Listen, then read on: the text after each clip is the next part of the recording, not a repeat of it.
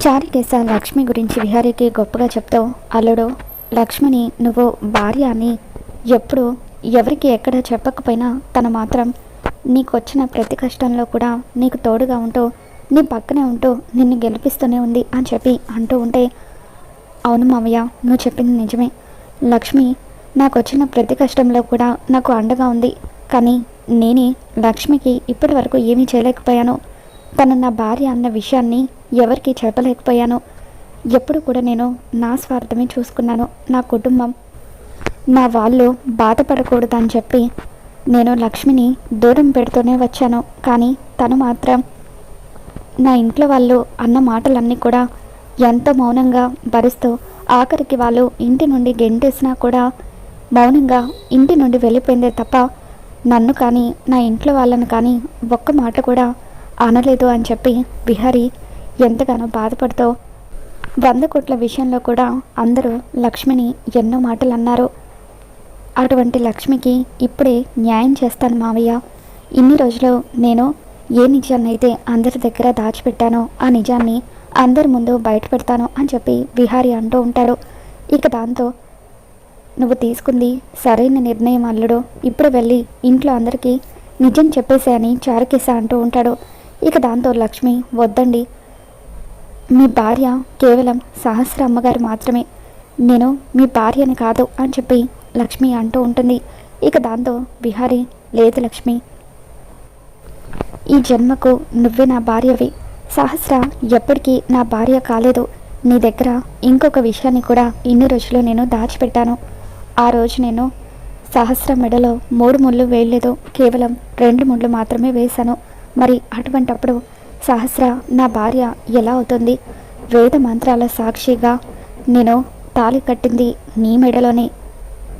నీ మెడలో నేను ఒక్కసారి కాదు 3 సార్లు తాళి కట్టాను. మనది జన్మ జన్మల బంధం లక్ష్మి. మన బంధాన్ని ఎవరు కూడా విడదలేరు. ఇప్పటి నుండి చెప్తున్నాను, నీకు అండగా నేను నిలబడతాను. నీకు వచ్చిన ప్రతి కష్టంలో కూడా నేను నీడగా ఉంటాను అని చెప్పి విహారీ లక్ష్మి చెయ్యి పట్టుకొని ఇంటికి తీసుకొని వస్తూ ఉంటాడు. ఇకప్పుడు చారుకేశ విహారీతో, నువ్వు వెళ్ళల్లుడు, నాకు ఆఫీస్లో చిన్న పని ఉంది, ఆ పని చూసుకొని వస్తాను అని చెప్పి వెంటనే చారుకేశ వస్తాకి ఫోన్ చేస్తాడు. వస్తా, నీకు ఒక గుడ్ న్యూస్ అని చెప్పి అంటూ ఉంటాయి. ఏంటండి అది? ఇప్పుడే న్యూస్ చూశాను, పోయిన 100 కోట్లలో 30 కోట్లు రికవరీ చేశారట కదా, ఆ విషయం చెప్పడానికి ఫోన్ చేశారా అని చెప్పి వస్తా అంటూ ఉంటుంది. దాంతో, అది మాత్రమే కాదు వస్తా, లక్ష్మిని విహారీ ఇంటికి తీసుకొని వస్తున్నాడు, అది కూడా తన భార్యగా. ఈరోజు ఇంట్లో వాళ్ళందరికీ విహారీ నిజం చెప్పబోతున్నాడు. లక్ష్మికి మంచి రోజులు మొదలవబోతున్నాయి అని చెప్పి చారుకేశ అంటూ ఉంటాడు. ఇక దాంతో, వస్తా, చాలా మంచి శుభవార్త చెప్పారండి. విహారీ లక్ష్మి ఇద్దరు కూడా భార్యాభర్తలుగా ఇంట్లో అడుగు పెట్టబోతున్నారు. నేను వాళ్ళిద్దరికీ హారతిస్తాను అని చెప్పి వస్తా ఫోన్ పెట్టేస్తుంది. ఇక ఆ తర్వాత లక్ష్మి విహారీ వస్తూ ఉండడంతో వస్తా హారతి పళ్ళెంతో రెడీగా ఉంటుంది. విహారీ లక్ష్మిని ఇంటికి తీసుకొని వస్తాడు. విహారీ లక్ష్మి ఇద్దరు కూడా గుమ్మం దగ్గరికి రాగానే లక్ష్మి విహారీతో, విహారీ గారు ఒక్కసారి ఆలోచించండి అని అంటూ ఉంటే, లేదు లక్ష్మి, ఇక ఆలోచించడానికి ఏమీ లేదు. ఇన్ని రోజులు నేను ఈ నిజాన్ని ఎవరికి చెప్పకుండా తప్పు చేశాను. ఇకపై ఈ నిజాన్ని ఎట్టి పరిస్థితులను దాచిపెట్టను అని చెప్పి విహారీ అంటూ ఉంటాడు. వస్తా ఇద్దరికి హారతిస్తూ ఉంటుంది. ఇక దాంతో అక్కడికి వచ్చిన పద్మాక్షి ఒక్కసారిగా వస్తా చేతిలో ఉన్న ప్లేట్ని విసిరి కొడుతుంది. నువ్వేం చేస్తున్నావో నీకైనా అర్థమవుతుందా వస్తా? ఏదో కొత్త జంటకి హారతిచ్చి లోపలికి ఆహ్వానించినట్టుగా వాళ్ళకి నువ్వు హారతిచ్చి లోపలికి ఆహ్వానిస్తున్నావేంటి అని చెప్పి పద్మాక్షి మండిపడుతూ ఉంటుంది. అసలు నిన్నెవరే ఈ ఇంటికి రమ్మని చెప్పింది? మళ్ళీ ఏ మొహం పెట్టుకొని ఈ ఇంట్లో అడుగు పెడుతున్నావని చెప్పి పద్మాక్షి అంటూ ఉంటే, అప్పుడు అంబిక కూడా లక్ష్మి మీద మండిపడుతూ, ఏమే సిగ్గులేందానా, అందరూ కలిసి మెడ పట్టుకొని బయట గెంటేసిన తర్వాత కూడా నువ్వు మళ్ళీ ఎందుకు వచ్చావు అని అంటూ ఉంటుంది. దాంతో విహారీ అత్తయ్య అంటూ అంబిక మీద మండిపడుతూ, లక్ష్మి నేను తీసుకువస్తేనే వచ్చింది, దయచేసి ఎవరు కూడా లక్ష్మిని ఏమీ అనొద్దు అని చెప్పి అంటూ ఉంటాడు. నువ్వు తీసుకొస్తే మాత్రం ఇది సిగ్గు లేకుండా అలా ఎలా వచ్చేస్తుంది? నువ్వు రానిస్తే మాత్రం దీన్ని నేను ఇంట్లోకి రానిస్తానా ఏంటి? ఇప్పుడే నేను దీన్ని మెడ పట్టుకొని బయటకు గెంటేస్తాను అని చెప్పి అంబిక లక్ష్మిని మెడ పట్టుకొని బయటకు గెంటబోతూ ఉంటే విహారీ అత్తయ్య అంటూ గట్టిగా అరుస్తూ, లక్ష్మి ఇకపై ఇక్కడే ఉంటుంది, ఉండాలి కూడా, తనకు ఇక్కడ ఉండే హక్కు ఉంది అని చెప్పి అంటూ ఉంటాడు. ఏం మాట్లాడుతున్న విహారీ? లక్ష్మికి ఇక్కడ ఉండడానికి హక్కే ఉంటుంది. తనేమైనా ఈ ఇంటి మనిషా? తనకి ఈ ఇంటికి ఏం సంబంధం ఉంది అని చెప్పి అంబిక మండిపడుతూ ఉంటే, సంబంధం ఉంది కాబట్టే లక్ష్మి ఇక్కడ ఉంటుందని చెప్తున్నాను అత్తయ్య. ఇన్ని రోజులు మీ అందరికీ చెప్పకుండా దాచిపెట్టిన నిజాన్ని ఈరోజు నేను చెప్పబోతున్నాను. లక్ష్మి ఈ ఇంటి కోడలు. నా భార్యగా, ఇంటి కోడలుగా లక్ష్మికి ఇక్కడ ఉండే హక్కుంది అని చెప్పి విహారీ గట్టిగా అరుస్తాడు. ఇక దాంతో సహస్ర టెన్షన్ పడిపోతూ, ఇన్ని రోజులు బావ ఏ నిజమైతే బయట పెట్టకుండా ఉండాలని నేను అనుకున్నానో ఆ నిజం బయటపడిపోయింది. ఇక అందరికీ లక్ష్మి బావకు భార్య అవుతుందని తెలిసిపోయింది. ఇప్పుడు ఇక నా జీవితం ఏమవుతుందో ఏంటో అని సహస్ర మనసులో అనుకుంటుంది. యమున కూడా షాక్ అవుతూ, విహారీ ఏంటి లక్ష్మి గురించి నిజం చెప్పేశాడు, ఇప్పుడు సహస్ర పరిస్థితి ఏంటి అని చెప్పి ఆలోచిస్తూ ఉంటుంది. పద్మాక్షి విహారీ వైపు కోపంగా చూస్తూ, ఏ విహారీ, ఏం మాట్లాడుతున్నావు నువ్వు? నీ భార్య సహస్ర అయితే లక్ష్మి అంటావేంటి అని అంటూ ఉంటే, ఏంటి విహారీ, పొద్దున్నే తాగొచ్చావా ఏంటి? లేకపోతే నీ ఒంటికైనా బుల్లెట్ గాయం వల్ల నీ భార్య ఎవరో మర్చిపోయావా అని చెప్పి అంబిక అంటూ ఉంటుంది. ఇక దాంతో విహారీ, లేదత్తయ్య, నేను పూర్తి స్పృహలో ఉండే మాట్లాడుతున్నాను.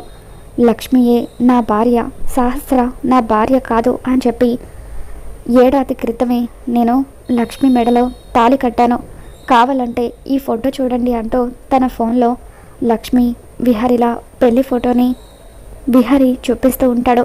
ఇక దాంతో ఆ ఫోటో చూడగానే పద్మాక్షి, అంబిక వీళ్ళందరూ ఒక్కసారిగా షాక్ అవుతూ ఉంటారు. పద్మాక్షి ఒక్కసారిగా విహారీ చెంప పగలగొట్టి, లక్ష్మికి నీకు సంవత్సరం క్రితమే పెళ్లి జరిగిపోతే మరి అటువంటప్పుడు నువ్వు నా కూతురి మెడలో ఎందుకు తాళి కట్టావో, ఎందుకు దాని జీవితాన్ని నాశనం చేశావో అని చెప్పి పద్మాక్షి మండిపడుతూ ఉంటుంది. ఇక సహస్ర ఏడుస్తూ, అమ్మ నీకు ఇంకా అర్థం కాలేదా?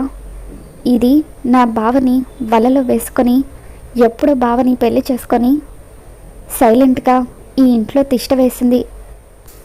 వీళ్ళిద్దరూ కలిసి నా జీవితాన్ని సర్వనాశనం చేశారు అని చెప్పి సహస్ర ఏడుస్తూ ఉంటుంది. చెప్పు విహారీ, ఏడుస్తున్న నా కూతురికి నువ్వేం సమాధానం చెప్తావు అని పద్మాక్షి అడుగుతూ ఉంటే, ఇకప్పుడు విహారీ, అత్తయ్య దయచేసి నేను చెప్పేది వినండి. నేనేమీ కావాలని సహస్ర మెడలో తాళి కట్టలేదు. ఆ రోజు ఏం జరిగిందో, ఏ పరిస్థితుల్లో తాళి కట్టానో మీ అందరికీ కూడా తెలుసు.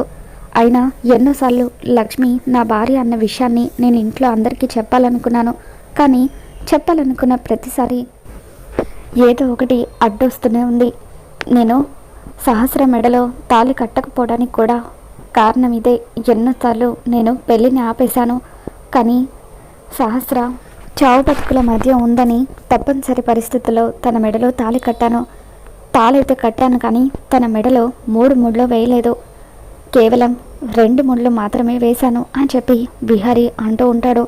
ఇక దాంతో సహస్ర మెడలో 3 ముళ్ళు వేయలేదని విహారీ అనగానే ఇంట్లో అందరూ ఒక్కసారిగా షాక్ అవుతూ ఉంటారు. నా దృష్టిలో 3 ముళ్ళు వేస్తేనే పెళ్ళి, ఆ 3 ముళ్ళు నేను లక్ష్మి మెడలో ఎప్పుడు వేసేసాను అని చెప్పి విహారీ అంటూ ఉంటాడు. ఇక దాంతో యమున విహారీ చెంప పగలగొడుతూ, చూడు విహారీ, లక్ష్మితో నీ పెళ్ళి జరిగిందా లేదా ఇదంతా నాకు అనవసరం, కానీ ఈ ఇంటి కోడలుగా ఉండే అర్హత కేవలం సహస్రకి మాత్రమే ఉంది. ఒకవేళ సహస్రకి నీకు పెళ్ళి కాలేదంటే అప్పుడు నువ్వు ఒక పని చెయ్యి, ఈ లక్ష్మికి విడాకులు ఇచ్చేసి సహస్రం మెడలో తాళి కట్టు, మీ నాన్న మీ అత్తయ్యకి ఇచ్చిన మాటను నిలబెట్టు అని చెప్పి యమున అంటూ ఉంటుంది. ఇక దాంతో విహారీ, నన్ను క్షమించమ్మా, ఎట్టి పరిస్థితుల్లోనూ నేను లక్ష్మికి అన్యాయం చేయలేను. ఈ జన్మకు లక్ష్మియే నా భార్య. ఒకవేళ లక్ష్మి నా భార్యగా ఈ ఇంట్లో ఉండడం మీకు ఇష్టం లేదంటే చెప్పండి, నేనే లక్ష్మిని తీసుకొని ఇంట్లో నుండి వెళ్ళిపోతాను అని చెప్పి విహారీ అంటూ ఉంటాడు. ఇక విహారీ మాటలకు, విహారీ తీసుకున్న నిర్ణయానికి ఇంట్లో అందరూ షాక్ అవుతూ ఉంటారు. ఇక ఇంతలో ఉన్నట్టుండి లక్ష్మి కళ్ళు తిరిగి పడిపోతుంది. లక్ష్మి కళ్ళు తిరిగి పడిపోవడంతో విహారీ ఎంతగానో కంగారు పడిపోతూ డాక్టర్ని పిలిపిస్తాడు. ఇక డాక్టర్ లక్ష్మిని చెక్ చేసి తను ప్రెగ్నెంట్ అన్న విషయం చెప్పడంతో ఇంట్లో అందరూ కూడా షాక్ అవుతూ ఉంటారు. విన్నారు కదా, లక్ష్మి ప్రెగ్నెంట్ అని డాక్టర్ చెప్పారు. ఇప్పటి వరకు లక్ష్మికి మాత్రమే నేను అండగా నిలబడ్డాను. ఇప్పుడు తన కడుపులో పెరుగుతున్న నా బిడ్డకు కూడా నా అవసరం ఉంది. లక్ష్మిని ఇంట్లో నుండి వెళ్ళగొట్టాలన్న ఆలోచన మీలో ఎవరికైనా ఉండుంటే దయచేసి ఆ ఆలోచనని మానుకోండి అని చెప్పి విహారీ అంటూ ఉంటాడు. మరి రాబోతున్న ఎపిసోడ్లో ఏం జరగబోతుందో మనం మన ఛానల్లో తెలుసుకుందాం. ఈ వీడియో మీకు నచ్చినట్లయితే తప్పకుండా లైక్ చేయండి.